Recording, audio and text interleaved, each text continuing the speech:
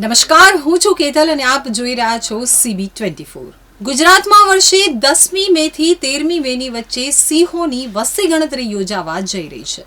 સિંહ, સાવજ, ઊંટિયો વાઘ, બબ્બર શેર, કેસરી, ડાલા મથ્થો જેવા ઉપનામોથી ઓળખાતા એશિયાઈ સિંહ એ આખા વિશ્વમાં માત્ર ગુજરાતના સૌરાષ્ટ્ર વિસ્તારમાં આવેલા ગીર અભયારણ્યમાં જ જોવા મળે છે। વર્ષ 1980થી ગીર એશિયાઈ સિંહોના એકમાત્ર નિવાસસ્થાન તરીકે સુપ્રસિદ્ધ થયું છે। એશિયાઈ સિંહ માત્ર ગુજરાતનું જ નહીં, એશિયાનું પણ ગૌરવ છે। ગુજરાત સરકારના વન વિભાગ દ્વારા દર 5 વર્ષે સિંહની વસ્તી ગણતરી કરવામાં આવે છે, જે અંતર્ગત એશિયાઈ સિંહનો આગામી 16મો વસ્તી અંદાજ 2025માં સંભવિત છે। તારીખ 10 થી 13 મે દરમિયાન 2 તબક્કામાં યોજવામાં આવશે, જેમાં પ્રાથમિક વસ્તી અંદાજ મે મહિનાની તારીખ 10 થી 11 અને આખરી વસ્તી અંદાજ તારીખ 12 થી 13 મેના રોજ હાથ ધરવામાં આવશે। આ વસ્તી અંદાજની કામગીરી સિંહ અસ્તિત્વ ધરાવતા રાજ્યના 11 જિલ્લાના 58 તાલુકાના કુલ 35,000 ચોરસ કિલોમીટર વિસ્તારમાં ડાયરેક્ટ બીટ વેરિફિકેશન પદ્ધતિથી કરવામાં આવશે।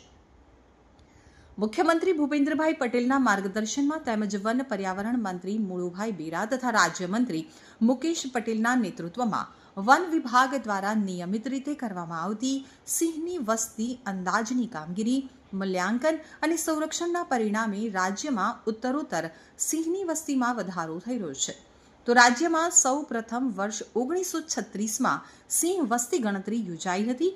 પ્રાપ્ત અંદાજિત આંકડા મુજબ વર્ષ 1995માં કરવામાં આવેલી સિંહોની વસ્તી ગણતરીમાં પુખ્ત નર, માદા, પાછલા બચ્ચા એમ મળી અને કુલ 304 જેટલા સિંહ નોંધાયા હતા।